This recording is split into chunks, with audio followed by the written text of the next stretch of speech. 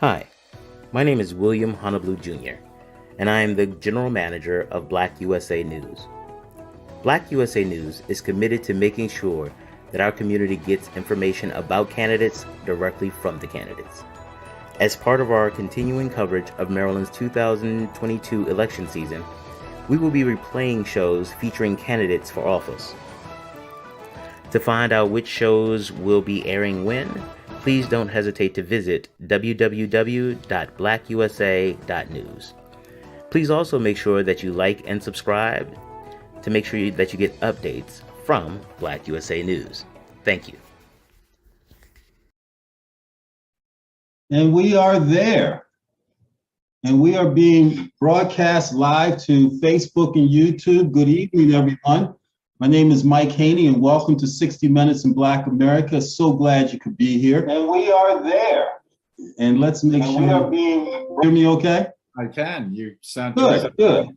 Yeah, it sounds like I picked up my own audio from YouTube. But we're blessed to have our controller, our state controller, Peter Franchot, who is also a candidate for governor. And let me read a little bit about Peter.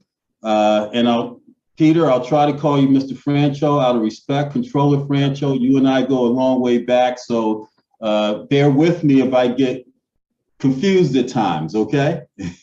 Mike, it's Peter, please. Okay, I'll try to remember that. Peter Franchot was elected Maryland's 33rd controller on November 7th, 2006, and sworn into office on January 22nd, 2007.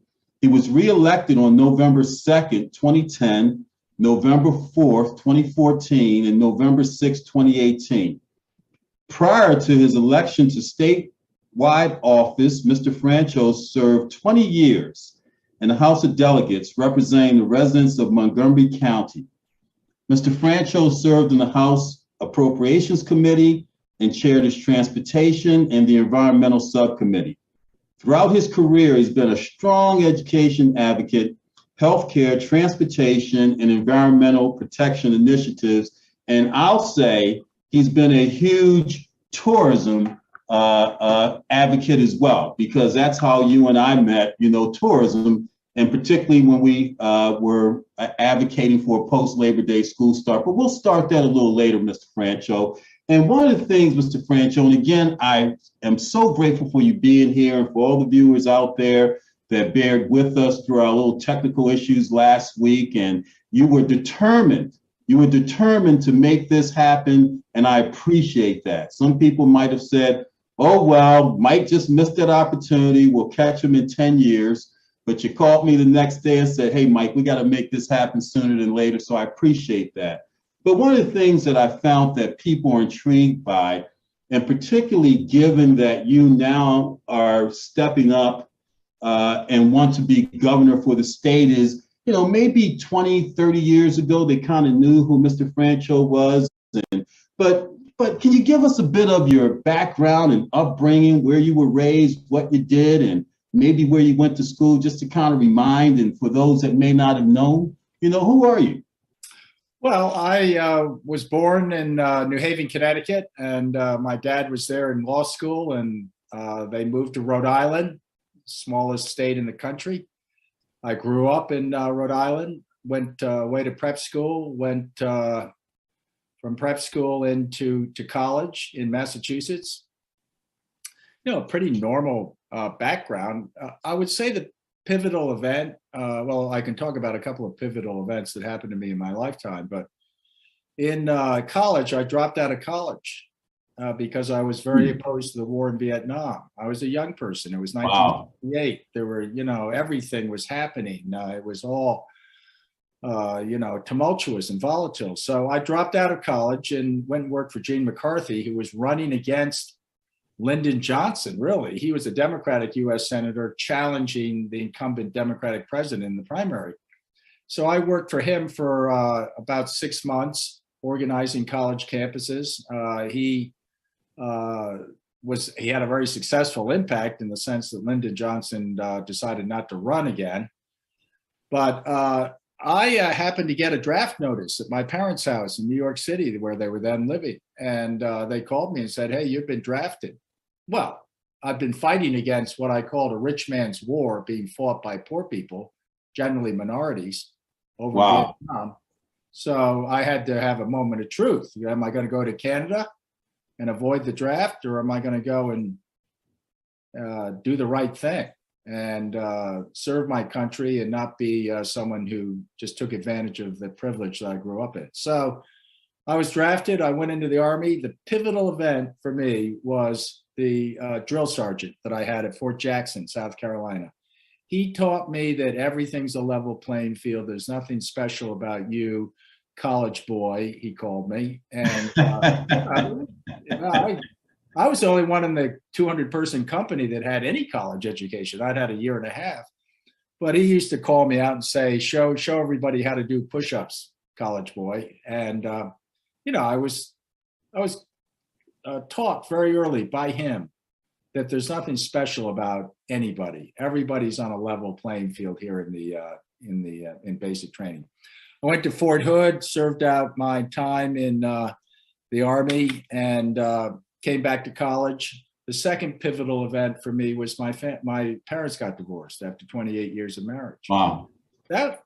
That had, I don't know about other people that lived through these things, but that had an unbelievable, sobering, devastating impact on me, my two brothers, and my sister. My sister's deceased now, but the other two brothers, I think, would vouch for, I don't mean to speak personally, it just had a big, big impact. Well, Mr. Franchot, I can relate. And, this is interesting and profound, because I think what happens is that sometimes we look at our politicians, particularly those of a stature, and there's not the humanizing of them. And this, I can relate. I can relate to, going through a divorce, parents, and the Vietnam War was so prevalent in my life back then. So I appreciate you touching on this, because I think this is what people want to know. They want to humanize our leaders, so that we know that we can identify with each other. So I hope that you kind of continue and personalize it a bit more and continue to tell us what happened from there. Yeah, thank you, Mike. And believe me, it's Peter. Don't call me Mr. anymore. Okay, Peter. I go way back in school after Labor Day, and we should talk about that down the road. But I have a lot of professional accomplishments. Thank you for reading some of them, and I'm very proud of them. But I am proudest of the fact that I've been married next month for 42 years. Wow. And that is my absolute top accomplishment in life. We have two adult children, both of whom are married, both of whom are successful, one in New York City, one in San Francisco. They're in finance and make a god-awful amount of money. I'm just thankful that, this weekend, for example, I was able to reinvent myself for a few hours as a grandfather, because Abby drove the kids and my son-in-law down from New York, and I got to spend a couple of days with him. But so you're a grandfather? 3. I've got 5.5-year-old Vivi, 2-year-old Jack. That they came and visited me this weekend. And then out on the West Coast, my son, who also was here, he had flown out for this little event, but his 2-year-old daughter, Lily, had to stay there with her mother, Alexa. So Nick has just returned today. But yeah, I'm going to get, regardless of what happens to me in politics, I'm always going to be able to be the grandfather. Absolutely. And this is what's important, at least important to contemporaries of mine. And that's why when I ask for questions for you and for others, that's what's important, that they know, because we can identify. You're a granddad, man. You've been married 42 years. You were forced to get down and do push-ups. Were you athletic at all when you were in high school or college? Did you play any sports? Oh, yeah. I was all about sports, because I was, I know it's hard to believe now because I'm a politician, but I was basically quite insecure. And so wow, I wasn't a star in academics. I did okay. I always did very, very well on standardized tests for some bizarre reason. So that allowed me to go to prestigious scholarly academic institutions. But I wasn't very good in the classroom. And I often, was kind of like wondering, how do my classmates, some of whom were brilliant, I guess, because they performed so well academically. I couldn't. I was a C or B minus student. That's okay, because I could score goals. I was a goal scorer. You were a goal scorer? Goal scorer. That gave me immediate status among all of the people that I was insecure about. Oh, yeah. I played soccer, hockey, and lacrosse, and I could score goals. And that was a huge kind of passport for me. Well, that sounds like a star to me. Most goal scorers and field goal scorers, they're stars, huh? Well, were you a star? I don't want to embellish that and say I was. Go ahead and embellish it, man. It's okay for people to know that you were a star in sports. I think we all love our sports heroes and our sports stars, right? So now we've got a state controller who's going to be governor one day, at least that's your dream, that was a star athlete in soccer, hockey, and, was a goal scorer. That's self-described, right? But I don't want, us politicians, we embellish everything. I don't want to, as my wife says, most of my prestige as a sports star is a legend in my own mind. But I always bring that up because everybody wants to know, well, why are you so, because I'm very, very concerned about people that can't speak or don't have a voice or are bullied or harassed or intimidated and somehow discriminated against. I have an instinctive desire to help the underdog. And I think it comes from my sports success. I was insecure and I was not particularly good academically. But when I saw someone on the football team bullying some younger kid, I could say, knock it off. And I had some credibility. And right, absolutely, absolutely. Within, I'm not talking about being a sports star where you get, put in the paper and stuff. I'm talking about just in that school environment that I was in. When I said cut it off, they cut it off. Wow. And I can see that. Yeah. So anyway. I can see that, and years later, you mentioned your two kids, and before I get to that and ask that question, how did you transition into Maryland? How did you get here? Well, I finished college. I went up to Vermont, worked for the Vermont Tomorrow and a community environmental group. Then I was with Ralph Nader's group, Vermont Public Interest Research Group. These are very important moments in my life because, and I'll tell you in a minute, I think it leads to why I'm an independent Democrat, not just a machine Democrat. But I spent 3 or 4 years up there. Then I went to Northeastern, your alma mater. Absolutely. Go Huskies. Go Huskies. Yeah. So then I was there and I still had this public interest background. So I joined up part-time employee of Union of Concerned Scientists, which was an anti-nuclear group back in the early 80s. And they sent me down after graduation from law school, to Washington. It was the first time I'd been to Washington. I think. Well, I'd been there to protest the Vietnam War, but that was about it. So there I was in 1980, arriving in Washington. I was a lobbyist. I went up and lobbied the US Congress on nuclear power and the dangers of it and the inability to dispose of the waste. And I met a young congressman named Ed Markey.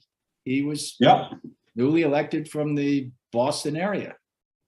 And he and I hit it off. And in 1980, he called me on the phone. I had a sore throat and I was home up on Connecticut Avenue in Washington. I was, making relatively good money, like $20,000 a year, as working for the Union of Concerned Scientists. He got me on the phone. He said, "I want you to come and be my staff director."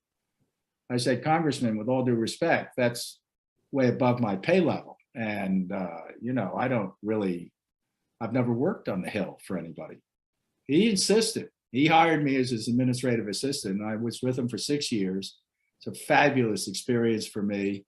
He's now a United States Senator from Massachusetts. But that really got me that was when I moved in 1980 into Maryland from DC and have lived in Tacoma Park the entire time. since then. And I've just been blessed with my ability to, I went from working for Ed to winning the legislative seat that you mentioned. And I was very pleased with that. I spent 20 years in the legislature and ended up as a subcommittee chairman on appropriations. And, then I ran for comptroller. And well, I want to stop back for a second because you're leaving something out in your modesty. So you used to be a baseball and hockey coach, right? Didn't you used to coach? I coached youth hockey and soccer. We started a soccer league that now I look at, we started it 35 years ago.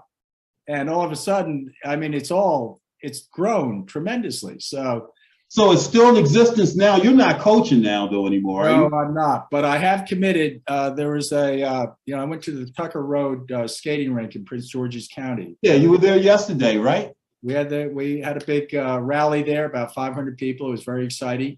But I had gone the week before to look at the hockey rink, which is built in an African-American area.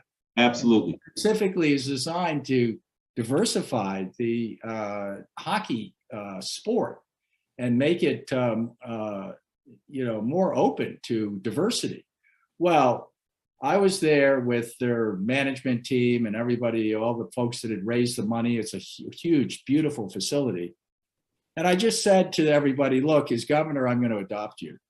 And I'm going to come back out of retirement as a hockey coach and coach one of your young African-American hockey teams. So you made that commitment. As governor, I'm going to make time to go back, and not sure if I'll even qualify, but I can still skate pretty well. And I would love to coach a group of young, talented. I am jotting that down, man, because that is pretty significant. When you talk about, we're going to get to the Black agenda that you presented to the Black Legislative Caucus in January, but to me, that is top of the list because I used to coach as well. And I think when you give back coaching, because, the conversation we're having now is taking up some time. We're going to get to some policy, but this is what's real in terms of, us getting to know each other, because as we get to know each other, our passions, married 42 years, served a couple of years or so in the Army, have a passion about youth, a grandfather of 3. This is what's important. And then we get to the rest of the stuff. When I lived in the South from Baltimore, I ran a hotel in Charlotte, right? In DC, when I lived in DC as well, matter of fact, I ran a track program of over 900 kids with the CYO program in Montgomery, Prince George's, in DC, right? And so everything was, that's how DC is. You gotta keep up, you gotta keep moving. So I went down south to Charlotte, and they said, wait a minute, before we discuss business, let's talk about you. Let's get to know you and get to know who you are and have a sip on the iced tea, and I'm ready to go, right? So to me, Peter, the fact that you have committed to coaching a youth hockey team when you're elected governor, that's a commitment I know because the viewers out there hear that I believe that you're going to come through with, and that's at the top of the list for me. So you came to Tacoma Park, you ran for office, right?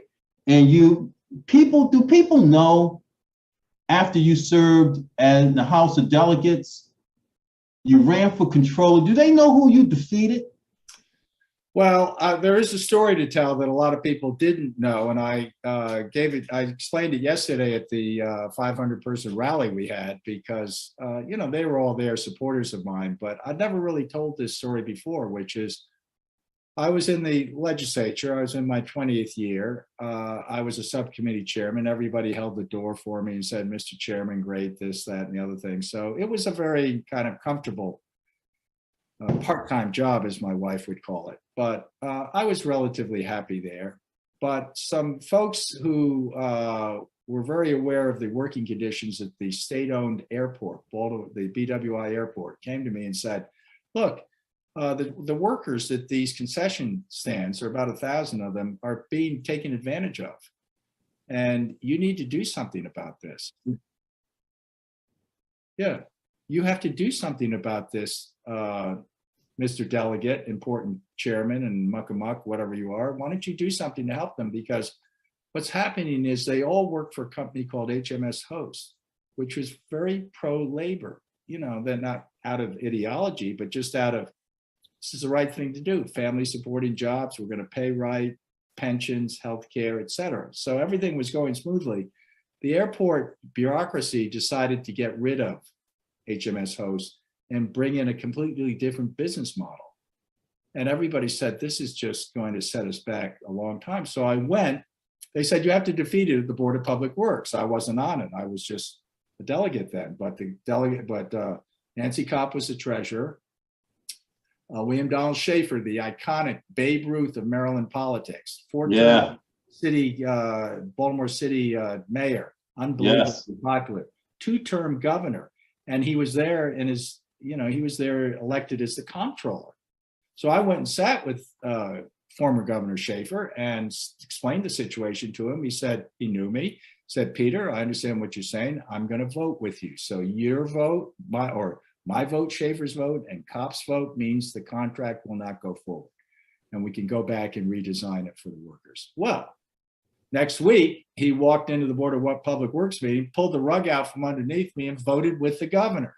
Oh, wow. What did he do that for? Are you serious? I went, sat down with him. He sat in the same chair that I now sit in as comptroller.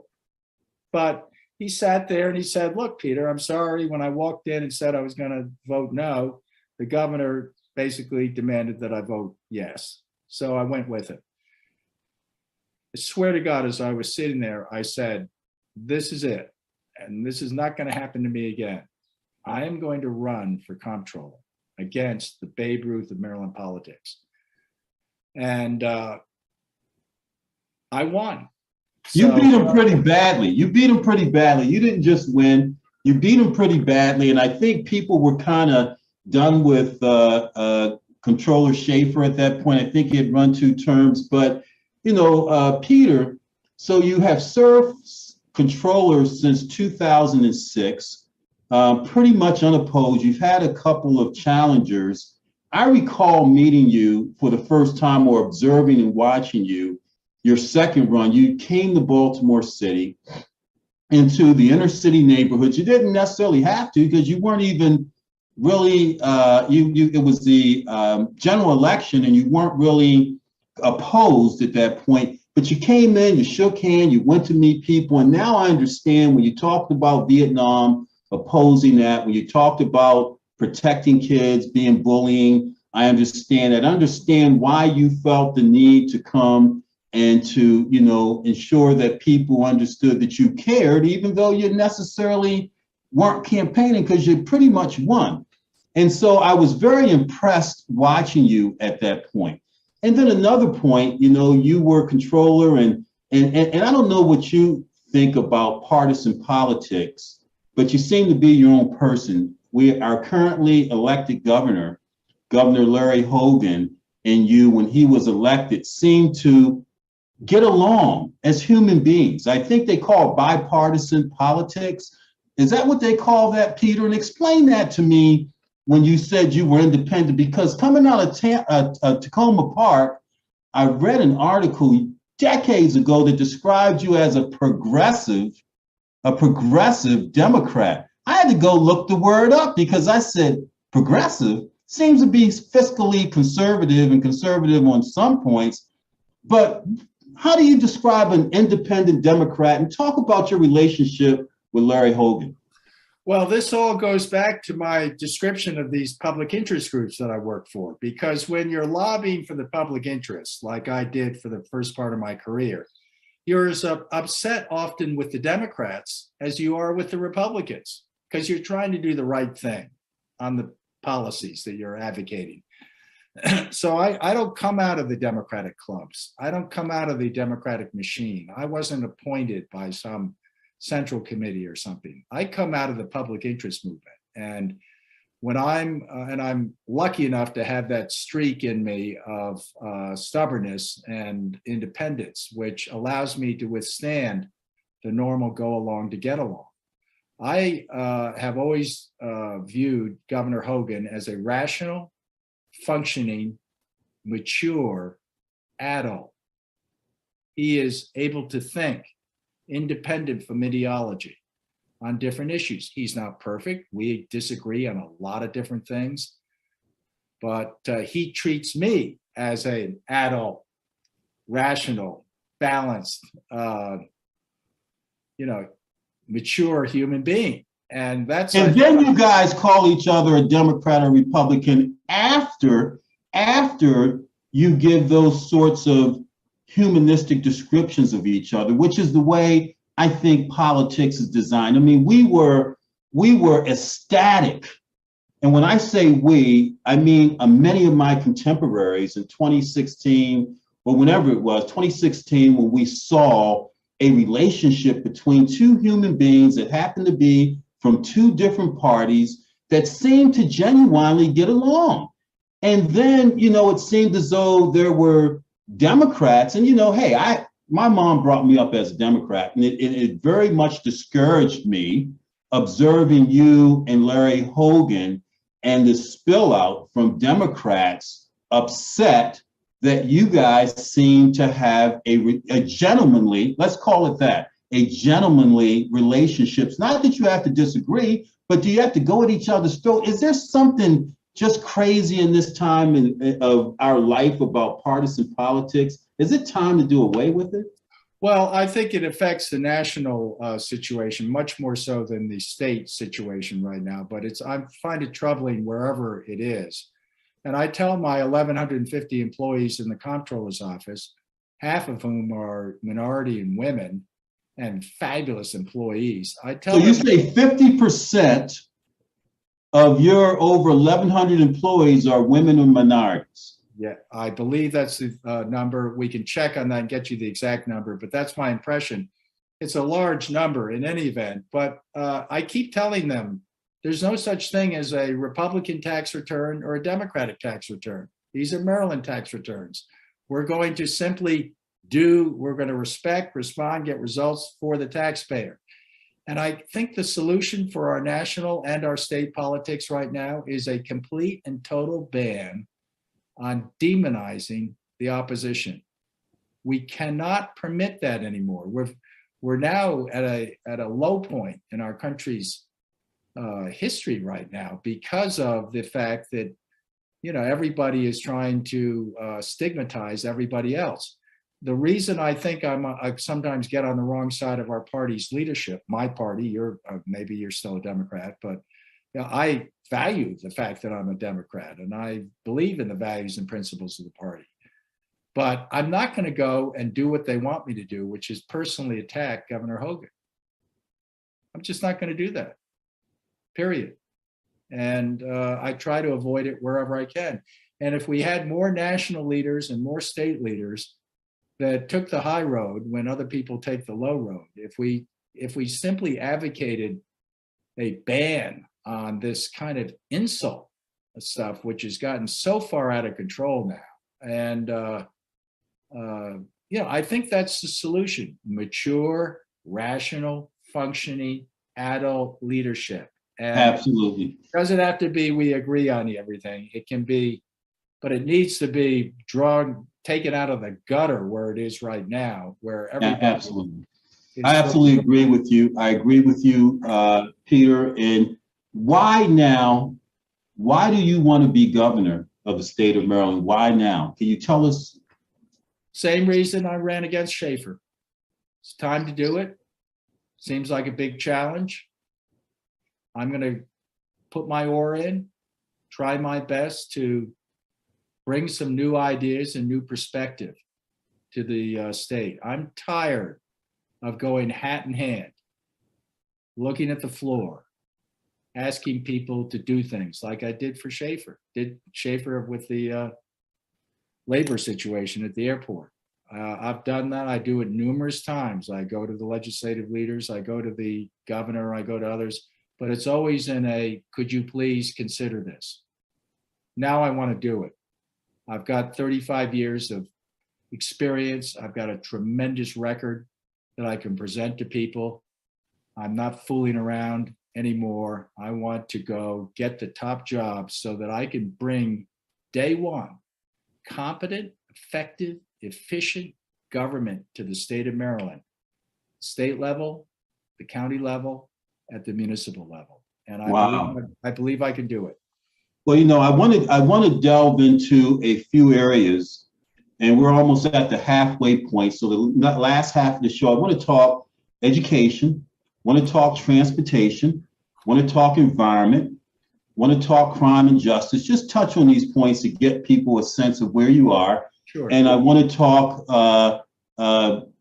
your Black agenda a bit. I think it kind of rolls in there. But, I tell you, I'm intrigued. I'm sure many viewers are intrigued and probably want you to win to see you coach that hockey team out in Prince George's County. That's enough for me to see, you get where you want to go. But let's talk education. Let's talk education. I believe education is the pathway to our state achieving equality and greatness. What do you think about the education in our state now? You've got jurisdictions like Montgomery County, Howard County that always lead and have some of the top schools in the country in those two jurisdictions, where you also have a high per capita income. Then you've got Prince George's County, where you were yesterday, Baltimore City, where I first begun to observe you. They're at the lower echelons that happen to be majority Black communities in our state. What are the issues there, and how do you see yourself fixing? Well, you left out one of the flagship institutions, academic institutions in the state, the National Academy Foundation High School. Yeah, National Academy Foundation in Baltimore, where I was a chair. Yeah. You're absolutely right. Yeah, you're leaving something out there.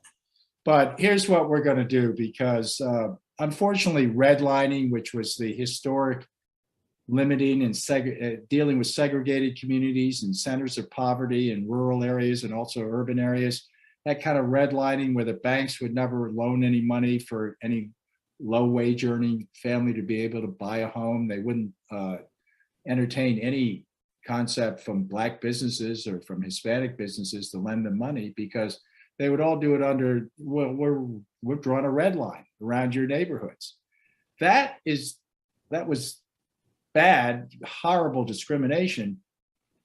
And it's illegal now, but it still is carried on.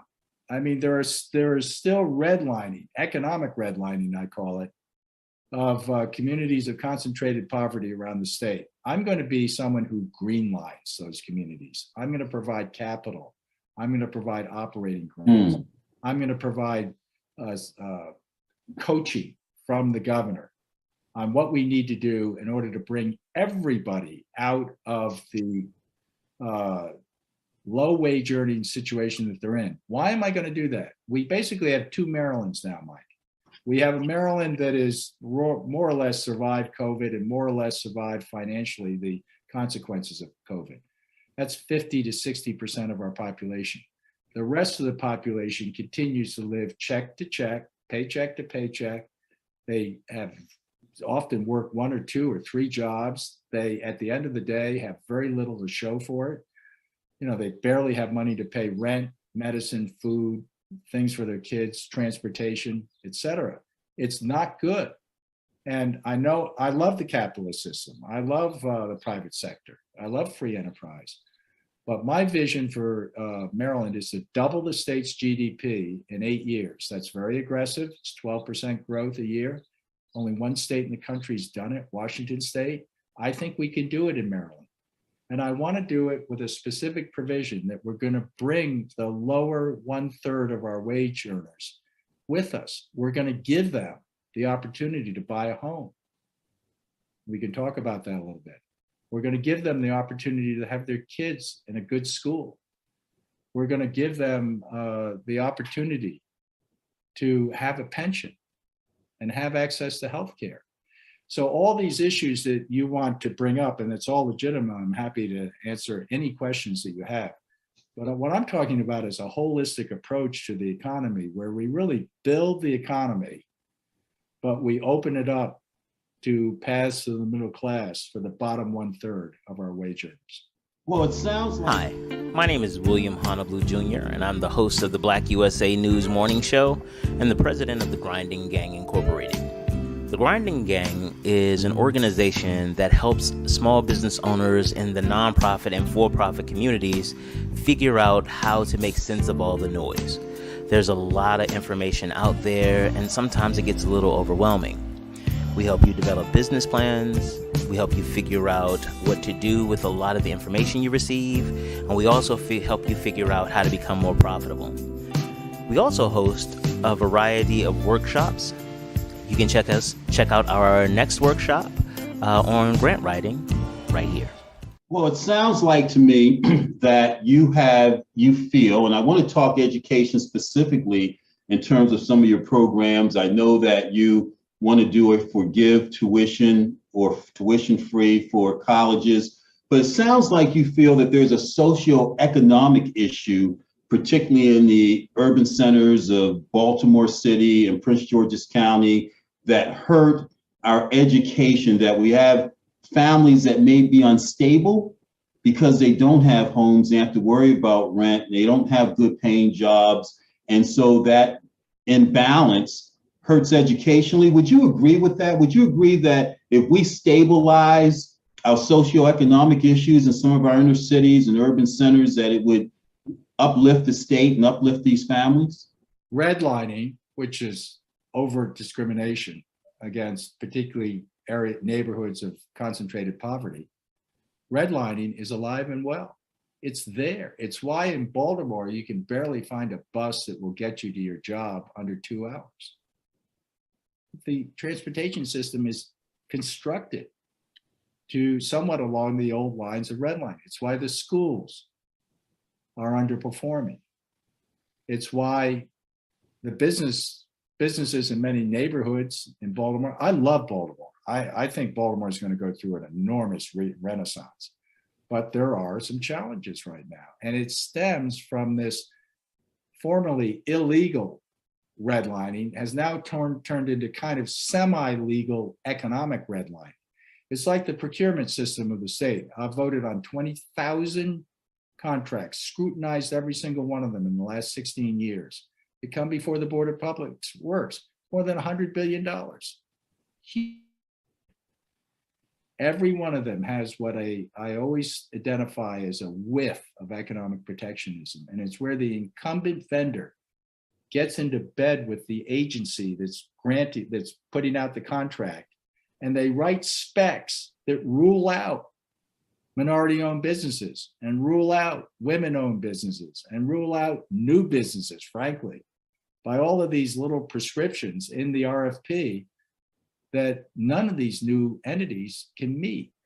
It's portrayed by the agencies as, well, this is just the way it is, and we're comfortable with the incumbent and everything's hunky-dory and the taxpayers are getting a pretty good deal here. Well, prove it to me.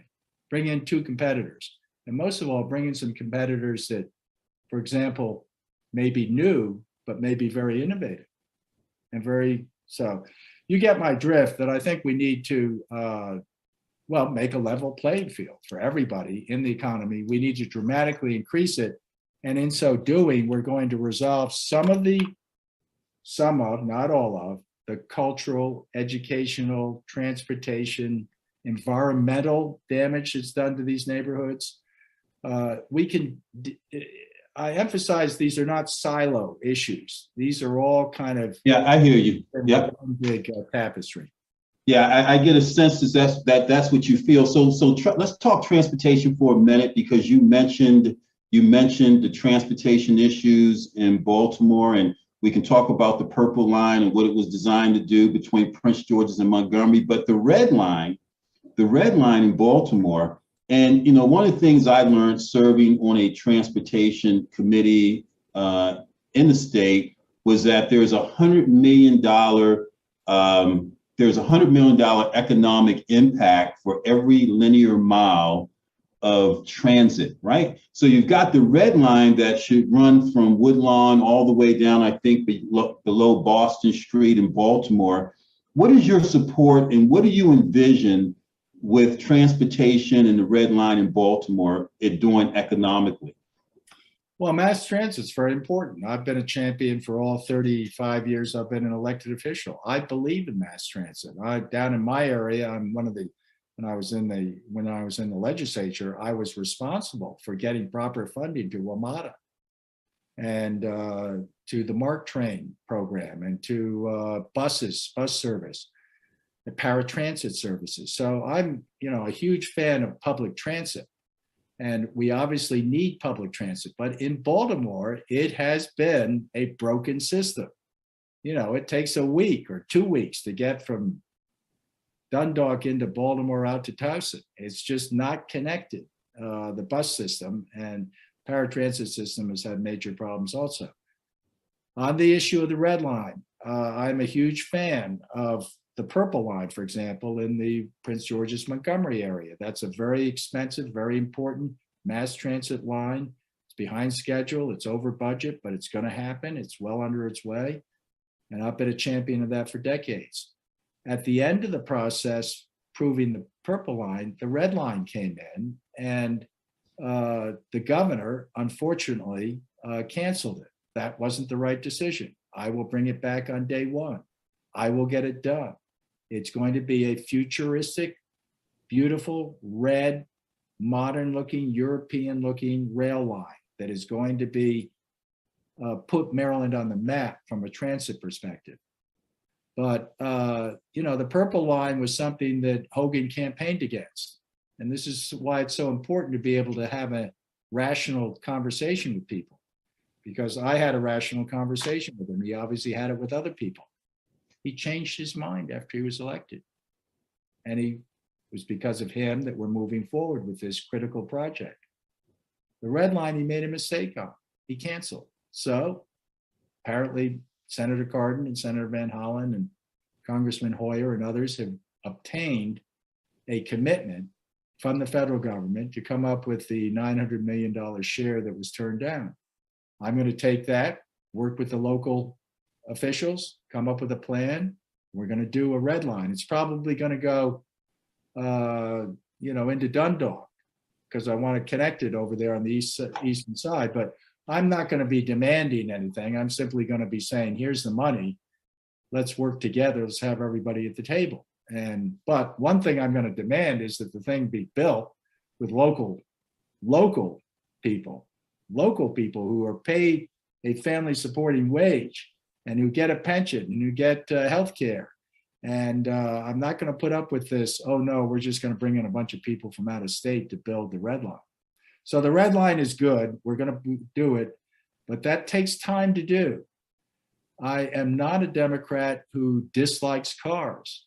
I happen to think cars are the American way. People are going to drive cars forever. They may be electric cars, but they're going to be cars, because that's almost the definition of freedom in America, to be able to have your own car and be able to drive and have some mobility. So I'm not going to forget the roads. I'm not going to forget the fact that we need to stay competitive as far as our highway infrastructure. And a lot of Democrats say, well, gosh, if you build roads for cars, there's just going to be more congestion. Well, okay, let's figure that out, and let's make sure we can mitigate it where possible. But let's not get into an either or. We can do both mass transit and highway construction. People deserve it, and people, particularly in rural Maryland, are always going to need their cars. Absolutely. We talked a bit about transportation, a bit about economic development. Let's stay on transportation just for a quick second. The third span the Bay Bridge, going across to the Eastern Shore, putting it next to the other two spans. What do you think about that? Should we look for another way to get across to the Eastern Shore, or do we need that third span where it is as being proposed? And what is your idea if you're elected governor on that third span? Well, it gets back to this issue of congestion, because there was a 10-mile backup on every weekend. People trying to cross the bridge to get to the shore, and then at the end of the weekend to get off the shore. I'm the one who blew the whistle on it and said, you got to fix this. And the governor looked at it, and he got pretty mad at the whole system, got rid of the kiosks, and it's now a little bit better, but it's still inadequate to the future of the state. We need a third crossing. Should it be Is that exactly? somewhere in Cecil County, though? Could it come from Cecil County or near It could come Hartford? anywhere. It could come in a number of places. And I have committed as governor to study and to get a process for a third crossing underway, because we're going to need it. And I don't mean to be glib, but we're going to be a growing, thriving state economically, and we're going to have to put up with the fact that the Eastern Shore and Western Maryland are going to have to be connected to the rest of Maryland. And we're going to do it through, Western Maryland doesn't need a new bridge, but we definitely need a new bridge. I'm going to study very hard, very quickly, as to where it should be. I know the current recommendation is that it should be put where the other where the other current span is. That's generated a lot of local opposition. We have to study it. We have to make sure it's the right thing to do in the interest of the state, or whether there's another site. But do we need a third crossing? Yes. Wow. One of the things I like to go to crime and justice, because it's amazing when we have these wonderful conversations, man. We're down to 16 minutes and we probably could go 2 hours with the litany of questions I have, because it's intriguing, your answers, but a bit of crime and justice, and we'll tailor that into a bit more economics in your agenda that you laid out in February at the Black Legislative Caucus. So returning citizens, we know that there is a high rate of returning citizens in the urban areas in the state. Many of them come out. They may come out of our correctional institutions with some skill in trade, but have a darn tough time being employed. I mean, our employers tend to give a lot of lip service. I do a lot of workforce development training, and it's nothing more frustrating than a returning citizen that comes out of the Goodwill program or Associated Black Charities or the multitude of programs around the state that are geared towards returning citizens, and our businesses will not hire them. How do you begin to deal with that so that the recidivism rates that we have, we start to, because what we do, we put them back out there in a situation where we don't give them employment. How do you fix that? Oh, here's my slant on these things. I have zero tolerance for any kind of police misconduct, which has generated a tremendous amount of angst around the nation over the last few years. But I also have zero tolerance for any kind of crime. I just don't believe in other people, particularly hurting other people. And, I think your question really goes back to the K through 12 system, because a lot of these young men, young women, but young men primarily, who get into misconduct and illegal activity have gone through some part of our school system.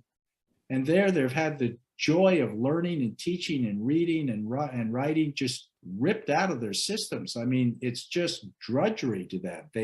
The teachers are teaching to the test. There's no real connection to the real world.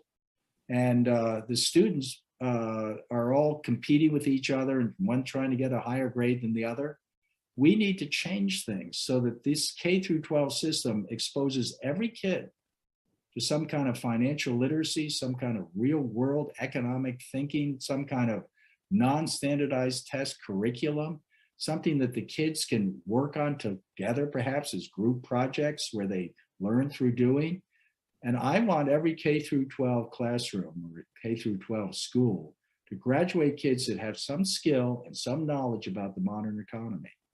And most of all, Mike, self-confidence, because that will give them a little bit of protection against drifting into misconduct, because they have a low opinion of themselves, because they don't think anything will really happen if they try to dream and do something. So I think the education system's important. If they commit misconduct, they go in, they serve their time, they come out. We have a one-stop shop. We're going to recreate that can-do spirit, which is you're not going to have to go to a number of different agencies. You're going to go to one agency, just like what they have down in DC now, Right. returning citizens. It's going to be a comprehensive, here's your chance to reboot. We're going to do something different. We're not going to abandon you. We're going to give you skill, knowledge, and most of all, self-confidence that will allow you to have an independent, constructive, useful, non-misconduct life. Won't work for everybody. It'll work for a lot of people, because I find misconduct coming out often from boredom, poverty, lack of self-confidence, terrible self-image, guilt, everything else. But to the extent we can take a approach to somebody when they're coming out, when they're susceptible to saying, hey, I didn't really like prison, and I really don't like working on the street. I want to do something. I want to have, middle-class family. I want to have a family. I want to have a home. I want to have a job. I want to have some hope of retirement. I want to have some healthcare access. Give people that package. And Wow. I think you'll see something transformative as far as recidivism.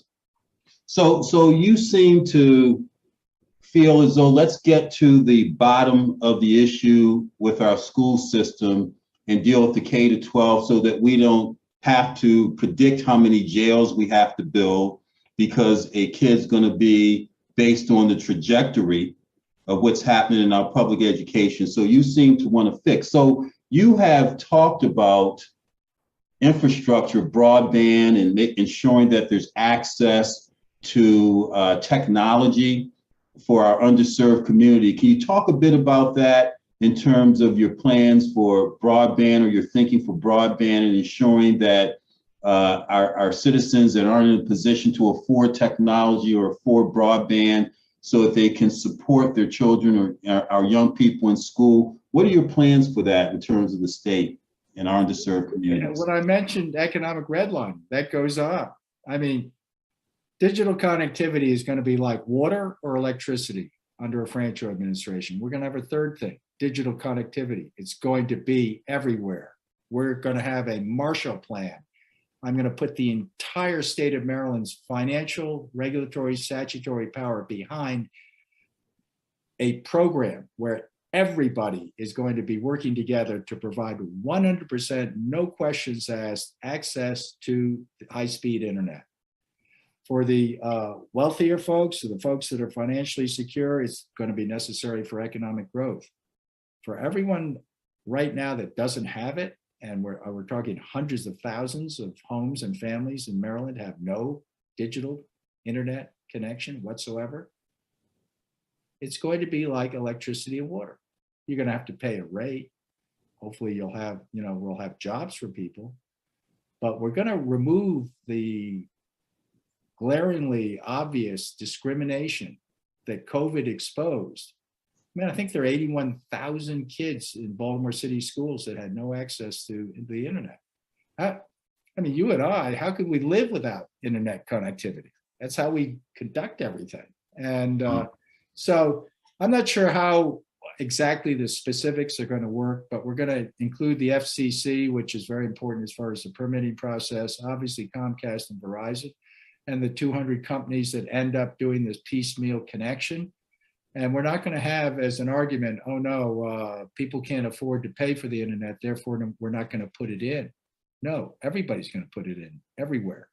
It's going to be all hands on deck and everybody pushing in the same direction. And I will personally be involved in this because it's not just important and the right thing to do for kids that don't have it because they get left behind. It's also important to the kids that do have it, but we need a growing economy. And we're not going to have a growing economy if we don't have universal 5G coverage. And so I'm all in on this. I think it can be done not adversarially, not going in and mandating things in the legislature, this and that, this and that. No, we're going to get everybody around the table and we're going to say, look, here's what the state's willing to put in.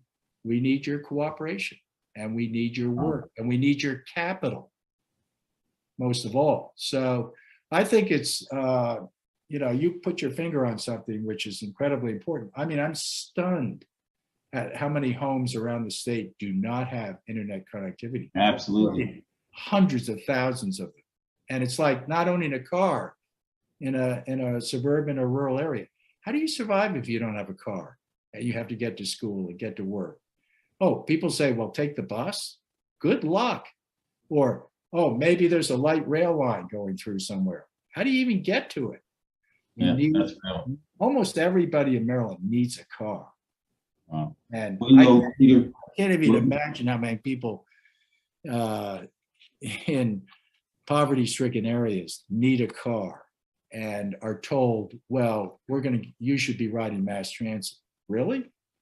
Mass transit doesn't really work that well. What about having some mobility? So I think it's a mixture. If I go back to my old thing, I think it takes a broad perspective where everything is on the table. Everything is in a partnership, and we have not silos, but we have one big silo, which is the state of Maryland. And then we take care of our, we mentioned the concrete plan for economic, social, political equity for Black Marylanders. We put this out. We're the only campaign that's done it. And I feel very strongly about it, but I agree with you. I think it's almost it's almost something that the entire state needs to go through. absolutely. You know, the beauty of this conversation, Peter, is that it has covered the entire state and all Marylanders. And I want to, we're down to the last 6 minutes. I want to make sure I leave you a couple minutes to kind of give people your overview and perspective on your candidacy. But you have proposed, and as you said, you were the first candidate that I knew of that came out with a Black agenda for Marylanders. You presented it at the Legislative Black Caucus. But you've also said that you will put a cabinet level position in place. And I think that you called that position, you said you would create a position of someone that would ensure that there was diversity, equity, and inclusion. But I have to add something to that. And Black ownership. And Black ownership. Thank you.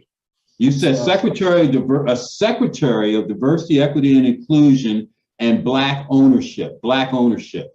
So what kind of power do you imagining that position having to get to your 40%? You believe, you've said, and you've said it over and over, you believe that the state procurement process or procurement should look like the state, and that your goal would be 40% of minority and small business or Black and minority owned, women owned businesses getting state procurement contracts. How do you make that happen, Peter? Is that position the one that does it? No, it's fairly easy to do it because I'll be doing it. Because I've scrutinized 20,000 contracts. I know exactly what the bureaucracy is doing each time they bring these forward. The problem is that the governor is all powerful. So it's the governor's agencies that produce these 20,000 contracts. The 20,000 contracts are put out in RFPs at the beginning. The RFPs lack most of what the state would normally, if you ask the average person in Maryland, lack what is necessary, which is open, accountable, transparent competition between private sector companies. Because what the RFP does is basically it's written by the incumbent vendors and the bureaucracy. So what happens is these 20,000 contracts come flying up to the Board of Public Works, and then they just kind of hold a gun to your head and say, well, look, you really have to approve this, even though it has low MBE participation in it, in the RFP.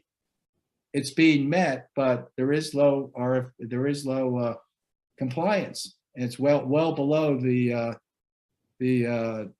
goal that is articulated by the state of Maryland, not mandated but articulated.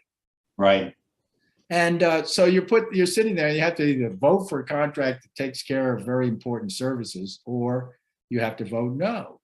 And I've voted no many times, but it's hard to get a second vote. The treasurer and the governor and myself are on the Board of Public Works. And generally they say we want a waiver, MBE waiver. So the new governor should, in my opinion, and I will simply lay down the law to my agency heads, and I will ask the Secretary of Diversity, Equity, Inclusion, and Black Ownership to enforce it. I will say, I do not want to have MBE waivers come. I do not want to have contracts come before us that have been bid where there was not a understanding with the bureaucracy that we're not accepting. MBE waivers as a rule. We'll only accept them as an exception where they are, and so what I'm foreseeing is the governor laying down the law to the agency heads, then the secretary having the responsibility to enforce that law. And people say, well, what are you going to do? Because it never has worked in the past under Democratic governors or Republican governors. They just seem to endlessly roll in. And I'll say, yeah, but people are going to roll out, specifically agency heads under Governor Franchot, if they don't fix the problem, which is to put out RFPs with very specific criteria that allow first of all, let new minority women-owned businesses compete, but also make sure that the state is recognized as a leader and a magnet for minority-owned businesses, and most even on top of that, non-MBEs, just companies that are run or happen to have that really want to participate in those kinds of programs. I think I can almost cure this thing overnight. Obviously, I'll need a strong secretary who will not be window dressing and not just be there to kind of optically say we're in favor of diversity. No, we're going to do it.